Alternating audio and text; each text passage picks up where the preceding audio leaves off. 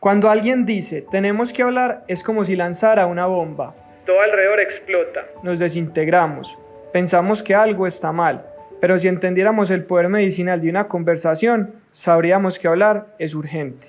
Tenemos que hablar de la tristeza como hablamos de la alegría. Tenemos que hablar de la depresión con soltura y sin vendas. Tenemos que hablar de lo que nos va triturando en silencio. Tenemos que hablar del fracaso sin vergüenza alguna. Hablando, tus miedos se parecen a los míos y se hacen más pequeños. Tenemos que hablar porque cuando alguien lo hace, jala el nudito que todos llevamos por dentro y lo desamarra. Tenemos que hablar para acercarnos al corazón ajeno, para ablandar el nuestro, para hacer puentes y no islas, para que, aun cuando no la veamos, sepamos que la esperanza está cerca, porque cuando alguien dice tenemos que hablar, no está lanzando una bomba, nos está prestando un lugar en el mundo para refugiarnos del bombardeo. Soy Daniel Restrepo y esto es Tenemos que hablar, un podcast sobre salud mental alrededor del emprendimiento, historias de vida y herramientas útiles para atravesar las emociones. Bienvenidos. Buenos días, buenas tardes, buenas noches. De una, nos fuimos, Manu, así que es preparada. ¿Cómo están? Yo soy Daniel Restrepo, en un nuevo episodio de Tenemos que hablar. Como saben, nuestro propósito es generar conversaciones alrededor del emprendimiento, la salud mental y herramientas que nos sirvan para gestionar nuestras emociones en el día a día. Hoy tenemos una invitada muy especial, siempre digo lo mismo, claro, pero realmente es muy especial por lo que ella significa. Una de mis herramientas principales es escucharla, escuchar su voz, escuchar sus mantras, y por eso quise invitarte. ¿Cómo estás, Manu? Muy bien, Dani, gracias por esta invitación. Feliz de que por fin encontramos el espacio para vernos. Así es, Manu, nada. Pues primero no solamente agradecerte por estar acá, pero de pronto hay una persona que nos está oyendo, nos está viendo y no sabe quién es Manu Mejía. Entonces me gustaría que cuentes un poquito de ti, quién eres y qué haces. Bueno, yo soy Manuela Mejía, soy cantante, compositora, me dedico a hacer música, pero me dedico a hacer una música que yo la llamo como música para el alma. En mi camino, desde muy pequeña hago música, desde que tengo 5 años, y en mi camino de descubrirme como artista, en la música siempre encontré un refugio, pero yo sentía que había una forma de potenciar más esa medicina que es la música. Y a partir de muchas cosas que me pasaron en la vida, llegué a los mantras, los mantras son estos sonidos ancestrales, es una tecnología muy antigua que ha sido cuidada por miles y miles de años, data más de 5.000 años atrás, imagínate, y tiene el potencial de generar una conexión muy profunda con el ser, para balancear nuestras emociones. Y me enamoré porque me sirvió a mí, porque un día justo en un retiro que yo estaba en Estados Unidos, llegué y vi a una mujer con un armonio, que es un instrumento muy hermoso que pues también toco yo, y cuando yo la oí cantar, no pude parar de llorar, o sea, empecé a llorar desde un lugar muy profundo, o sea, me tocó unos lugares muy profundos de mi alma, y me pregunté, ¿qué es eso? O sea, ¿qué poder tiene esta música que sin yo entenderla, me toca de esta manera? Y ahí decidí empezar a indagar y a entrar a este mundo de ver la música como medicina, de la tecnología y la ciencia que hay detrás del sonido. Y eso pues me ha llevado no solamente a explorar el sonido y el canto, sino también a compartir mi vida y mis historias y mis aprendizajes como medicina también, porque a veces pensamos que ayudar a los demás uno tiene que tener un montón de títulos y etcétera, y a veces simplemente la vida misma, atravesar los retos de la vida nos permite convertirnos en medicina para otros. Bueno, me llama mucho la atención porque digamos que no es normal, o tú me puedes corregir, pero cuando se viene un camino como artístico desde tan pequeña edad, pues difícilmente uno va a cantar mantras, ¿cierto? Uno normalmente piensa, va a cantar, no sé, reggaetón, vallenato, otros géneros. Digamos que ya explicaste un poquito cómo te inspiraste, pero ¿por qué decidiste decir, voy a hacer mi carrera por medio de los mantras? Mira, es muy hermoso porque yo, aunque fui muy buena estudiante y soy también, me encantaban las matemáticas y toda esta parte como intelectual, pero algo en mí siempre me dijo que mi camino era atrás de la música. De hecho, cuando yo me gradué del colegio, en ese momento, esto es 2000, ¿qué? 2001, decir que vas a estudiar música es como decir, está loca, ¿de qué va a vivir? Además en Medellín, o sea, en Medellín en esa época era como estás totalmente loca. Y, pero yo tenía muy claro que mi camino era la música y que era como mi gran conexión a la fuente que en ese momento yo no sabía explicar, pero era mi lugar de plenitud, pues. Pero el único mundo que yo conocía era el mundo del pop, de la música comercial. Yo me fui a Estados Unidos a estudiar y empecé haciendo música para publicidad. De hecho, yo cantaba jingles para marcas como McDonald's, Toyota, o sea, mi voz la puedes encontrar vendiendo hamburguesas. Eh, y yo creo que eso fue muy lindo porque ahí yo empecé a darme cuenta, oye, yo estoy usando mi voz para que una persona, yo en ese momento ya empezaba a ser vegetariana y yo estaba cantando para que una persona se compre una hamburguesa, era como que no está siendo coherente la cosa, pero bueno, era mi camino y luego eso me dio la oportunidad de hacer música para cine, hice una canción para una película de Disney en México, eso abrió todo un universo porque entonces empecé a hablar con disqueras y a empezar por fin como a este sueño de voy a poderme dedicar a la música y mis referentes eran Shakira, ¿cierto? Como estos personajes súper entre, pues que son bailarinas y que tienen esta como brillo y esa capacidad como de seducir al público. Y yo decía, pero es que yo cómo voy a hacer si yo no soy así, pues yo soy muy tranquila. Y, y yo creo que fue ese dolor que me encontré, o sea, quiero hacer música, es mi gran sueño. Para hacer música, dedicarme a esto, tengo que ser una estrella del pop, pero mi personalidad no me da. Yo iba a las entrevistas y me tocaba vestirme y bailar, y yo me inventaba coreografías y me sentía tan incómoda, o sea, yo era como eso no soy yo, pero es lo que tengo que hacer, porque es lo que me dicen que tengo que hacer, y era como, tenía que meterme en un personaje para poder encajar y entonces dedicarme a lo que amo, y un día dije, ¿sabes qué? Pues entonces yo no estoy para esto, o sea, yo no estoy diseñada para ser cantante y para hacer música, no tengo lo que se necesita. Y fue un momento de quiebra en el que dije, no más, yo hice un disco, de hecho, pues, por sí, hice un disco pop, y dije, sabes, no, yo no sirvo para esto, y solté y dejé la música para siempre. Yo pensé que nunca iba a volver a cantar, así como, como cuando uno echa al novio, pues yo le eché y dije, gracias por todo, te quiero mucho, pero no puedo sufrir más. Eso me hace sufrir mucho. Y ese dolor, yo creo, de sentirme no suficiente, yo creo, como no soy buena para esto, es lo que amo, pero no lo puedo hacer, esa cosa que se siente adentro, luego mezclada con un proceso personal, con la muerte de mi padre, fue un detonador para decir, pues tengo que primero sanarme a mí antes de saber a qué me voy a dedicar en mi vida, o sea, no sé, por lo menos necesito encontrar la paz dentro de mí. Y en esa búsqueda llegué a esa mujer cantando mantras y al yoga y a meterme profundo al estudio del ser, al estudio de la mente, al estudio de las emociones.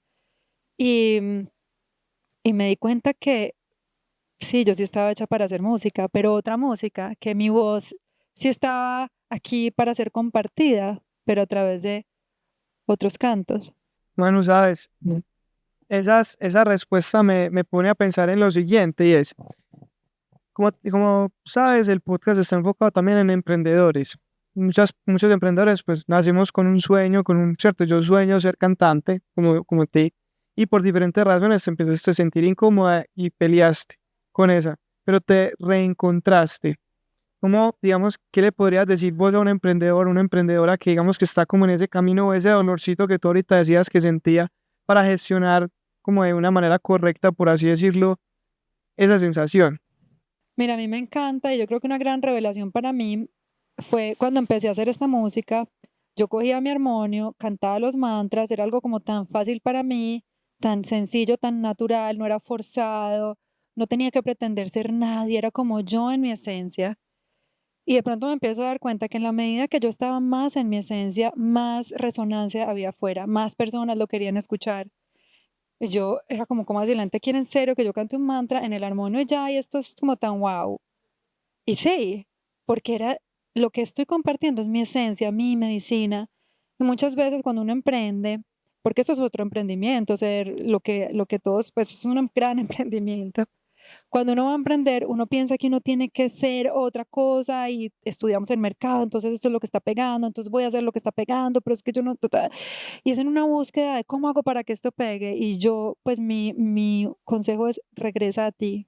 De hecho, ahorita que estaba hablando con el fundador de Books, él lo hizo para él, este espacio lo hizo para él. Yo, esta música la hice para mí. De hecho, por muchos años, el armonio, que es este instrumento que yo toco, estuvo guardado y escondido en mi casa, porque si yo cantaba mantras era la loca de la casa y la gente me visitaba y era como, se enloqueció. Yo hacía mantras hace 15 años cuando la gente no sabía que era un mantra. Es más, yo tenía una amiga que se daba la bendición y empezaba a rezar mientras yo cantaba mantras porque pensaba que yo le estaba cantando quién sabe quién, o sea, literal, te lo juro. Entonces, en esta búsqueda del propósito y el camino es vuelve a lo simple, que es eso que a ti te conecta, donde tú te sientes cómodo, eso que es fácil para ti. Por ahí están tus dones. Y eso es único y eso es lo que la gente quiere, ¿cierto? Es como revela tu esencia, no importa el camino que decidas emprender, que refleje quién tú eres de verdad, para que no tenga que ser forzado, para que sea un placer ir a trabajar, para que tú digas, wow, este es un reflejo de quién yo soy, que fue lo que yo encontré en la música cuando yo me encontré y imagínate yo pensar en que esto iba a ser popular, o sea, cantar mantras, yo ya lo puedo hacer un concierto con 500 personas, eso era inimaginable. El camino se va revelando cuando uno se es coherente con su propia esencia. Sí, la verdad, te contaba ahorita en el detrás de cámaras que cuando Valen me invita la primera vez como a un concierto tuyo, decía, pero realmente a qué, pues, ¿en qué consiste el concierto? Pues, o sea, ¿qué se canta?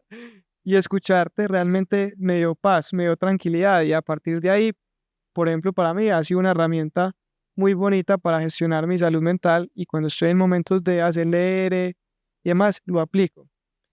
¿Cómo otros emprendedores que estemos escuchando, pues, o estemos en este nivel de ansiedad o estrés que normalmente se maneja en el emprendimiento, cómo esos mantras entonces nos pueden como nutrir? O sea, ¿cuál es el uso ya técnico del mantra? Me encanta que me hagas la pregunta porque yo creo que no solo los emprendedores, todas las personas estamos en un nivel de ansiedad muy impresionante. Tenemos unos estímulos constantes a través de las redes sociales que nos están exigiendo todo el tiempo.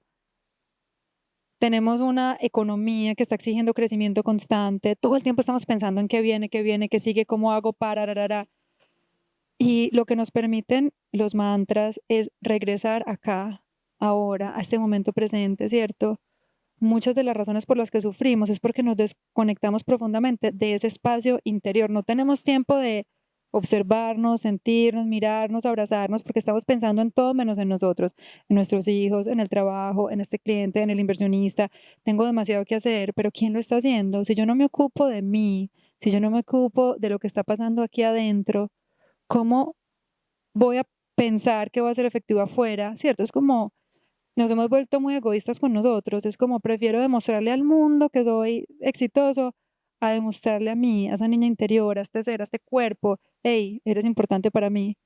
Estamos esperando que todo el mundo nos alabe, pero tú te estás alabando a ti, tú te estás mirando. Entonces, lo que hacen los mantras, eso es como un punto de acceso a una energía muy poderosa, una energía que eres tú, que soy yo, que lo es todo. Diría que es como un punto de acceso al todo o a la esencia divina o a la esencia, no sé cómo la quieras llamar. Un mantra te conecta con esa esencia pura, con ese silencio, con ese espacio. Si tu mente es muy activa, le da un punto de enfoque a tu mente para que se pueda ir y dejarse llevar por los sonidos y casualmente llevarte a ese espacio sagrado que eres. Los mantras son una invitación a reconocerte, a volver a mirarte. Y yo creo que no, y pues en este mundo tan acelerado es que lo puedes poner en el carro, vas para una reunión súper importante. Qué delicia que en esa reunión te enfoques desde, o sea, puedas hacerla desde tu centro. Los mantras te van a permitir conectar con ese espacio. ¿Cuál es el mantra que más utilizas tú particularmente? Om Gam Ganapataya Namaha. Ustedes seguro han visto en algún dibujo por ahí un elefante que le llaman Ganesha, que es un elefante que pintan mucho en la India, que es el que remueve obstáculos y abre camino, ¿cierto? Cuando yo estoy como muy densa y cuando estoy es como Om Gam Ganapataya Namaha, invocando esa fuerza del elefante para que abra camino, para que derribe los obstáculos. De hecho, Kai lo canta todo el tiempo. Otro que me encanta y me conecta mucho es el Purna Mantra, que es un mantra que fue de los primeros que yo escuché y es de los primeros que, pues creo que era el que estaba cantando esa mujer cuando yo me puse a llorar de esa manera, que es un mantra que dice que todo está completo, lo único que existe es la completitud, no existe la no completitud. Ellos lo llaman wholeness, everything is whole, todo está completo y perfecto tal y como es, tú incluida, yo incluido, todos. Y eso me gusta mucho porque me conecta con esa verdad, como hey, cuando estoy como no soy suficiente, purna, o sea, todo está completo, eso no es verdad, ¿cierto?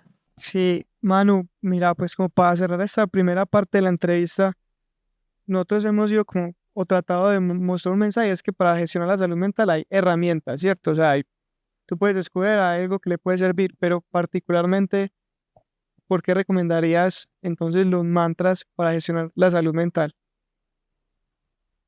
Gestionar la salud mental. Cuando uno dice eso parece como la salud mental. No, pero sí, me quisiera detener como salud mental.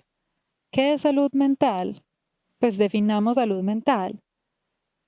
Estar bien conmigo, ¿cierto? Pienso que mucho de lo que nos pasa es que estamos muy desconectados de nosotros, demasiado desconectados de lo que está pasando adentro. Entonces yo creo que antes de hablar de salud mental y de unas técnicas es, hey, ¿dónde estoy? ¿Cómo está mi relación conmigo? Empecemos por ahí, o sea, estoy aquí haciendo y haciendo, haciendo. Yo ayer estaba justo pensando en eso, es como que nosotros nos definimos por el hacer, siempre nos ha definido el hacer. Entonces tenemos sueños y nos definen mis sueños y los cumplo o no los cumplo, hablamos de propósito, de emprender, de hacer, todo es del hacer.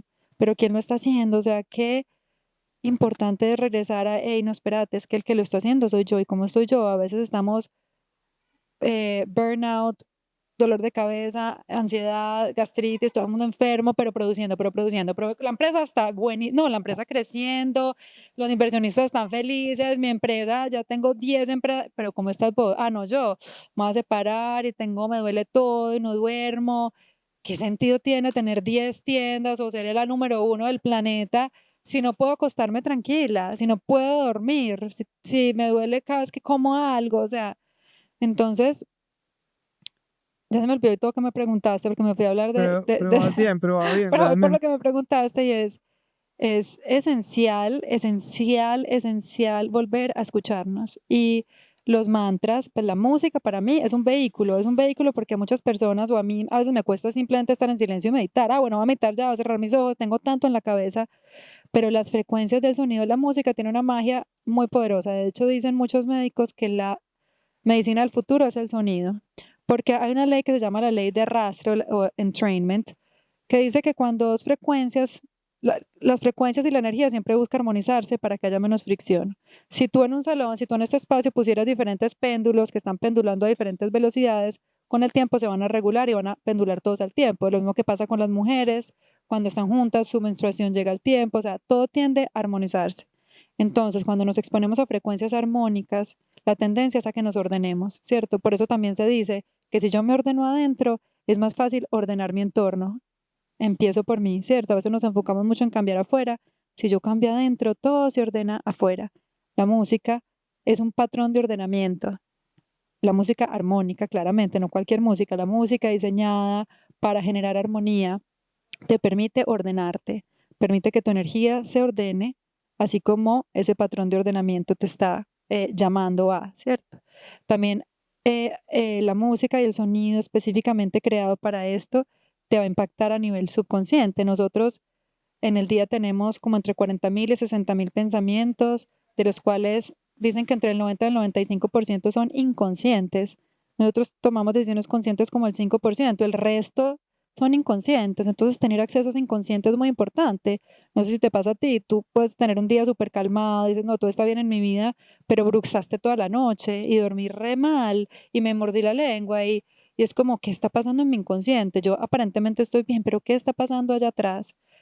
El sonido te permite acceder a ese espacio, te permite entrar, ok, vamos a ordenar lo que ni siquiera yo puedo saber qué está pasando en esa inconsciente. Wow, a escuchar los mantras de Manu, ya saben, súper recomendados.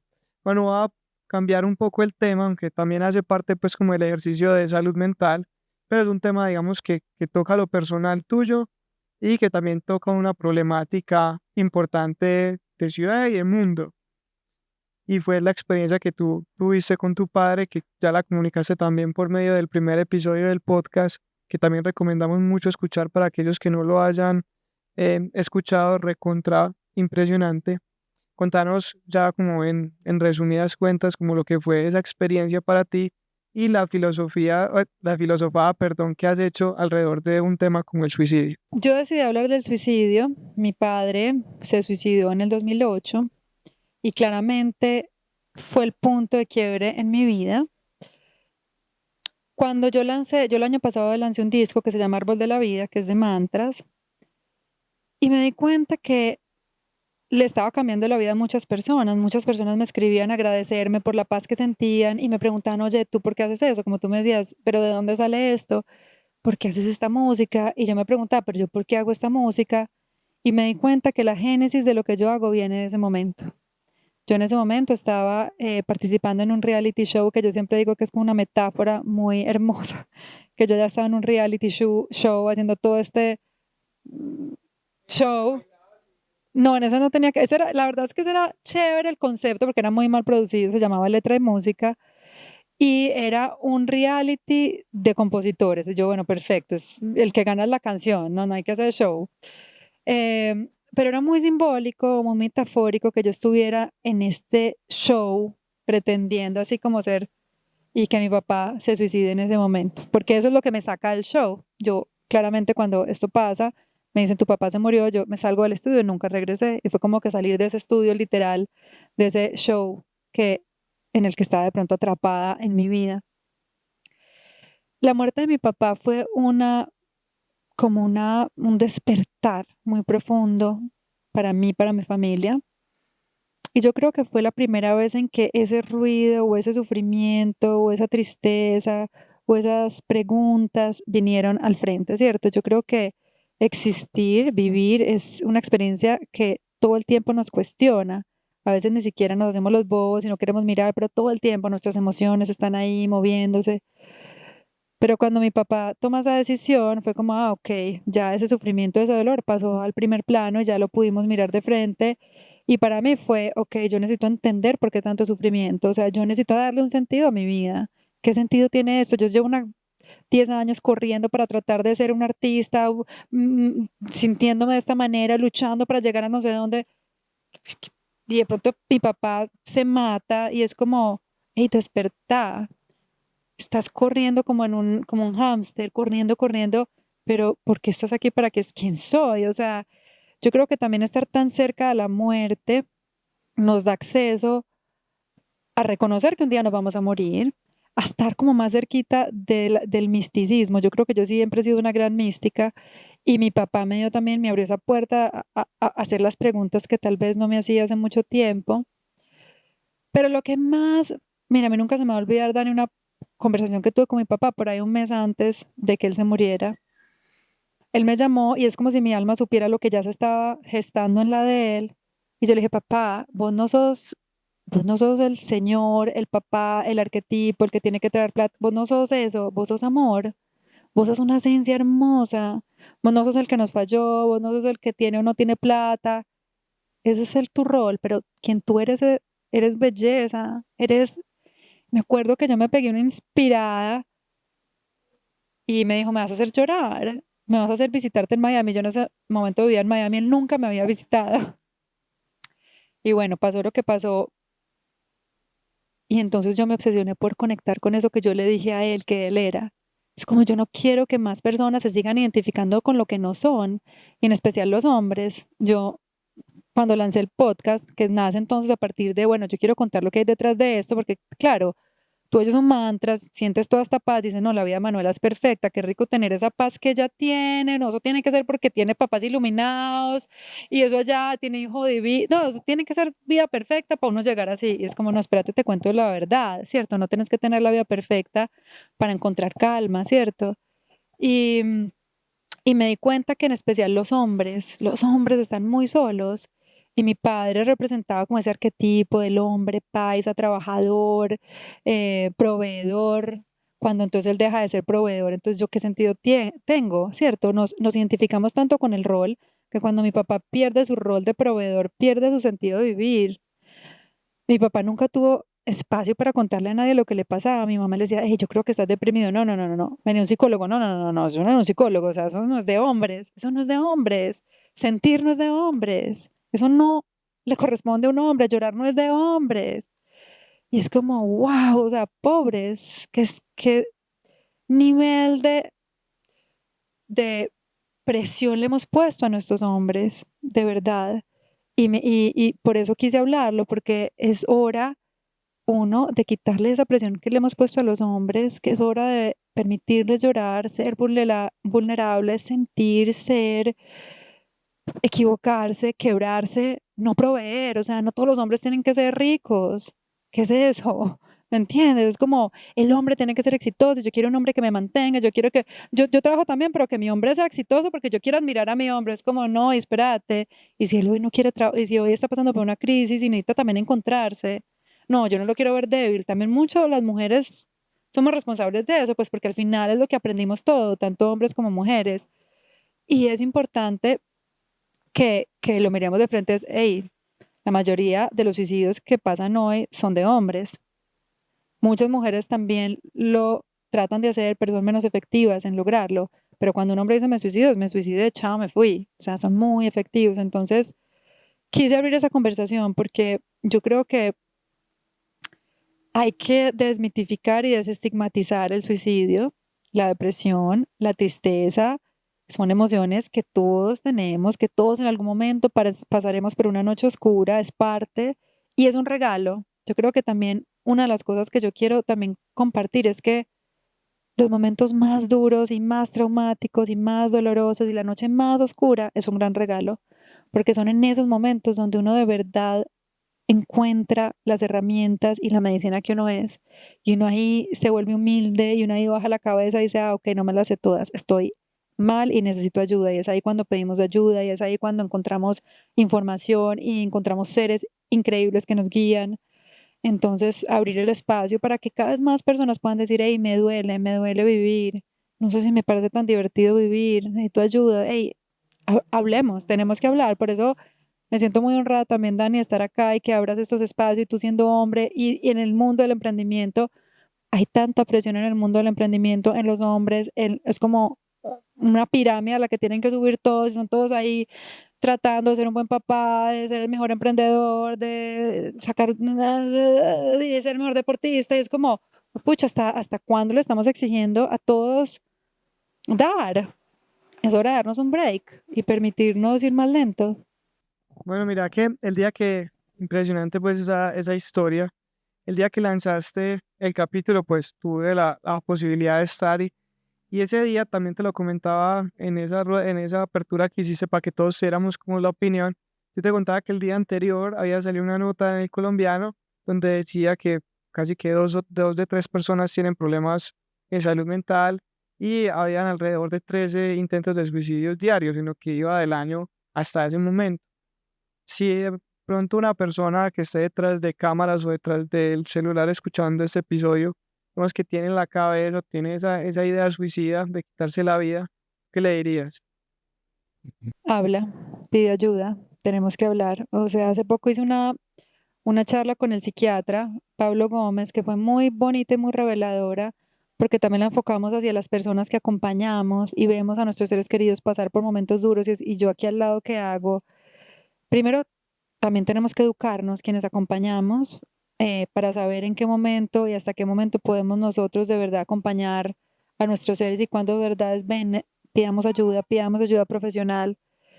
Y si hay una persona que en este momento lo esté pensando y lo esté considerando, como yo decía, yo no sé cuál es la cura, pero por lo menos socializarlo, de hablarlo con alguien, con una persona, cuéntale lo que te está pasando, cuéntale lo que estás sintiendo y de pronto al socializarlo y sacarlo de adentro y sacar esa idea de tu cabeza, no es que eso vaya a cambiar, pero ya no es un secreto y entonces tienes una aliada, una persona que te va a escuchar con amor y que juntos pueden encontrar un camino, ¿cierto?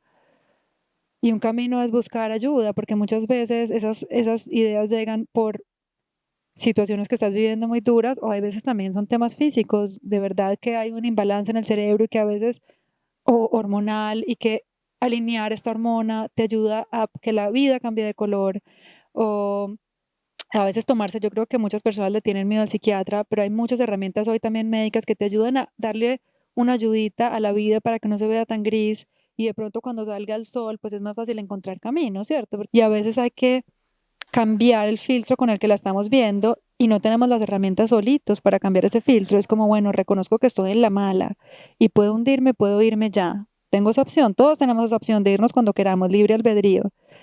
Pero, pues, pucha, la vida es un regalo y un privilegio tan grande que qué bueno darle una segunda oportunidad, ¿no? Y qué tal hablarlo con alguien, a ver qué surge y buscar ayuda y que alguien te acompañe en ese camino de de encontrarle poco a poco sentido. Bueno, y que ahorita hablas pues como de, hacías más hincapié en que el hombre es más solo.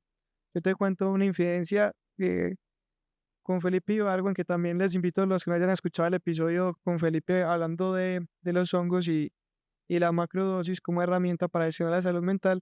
Yo hice un proceso con él.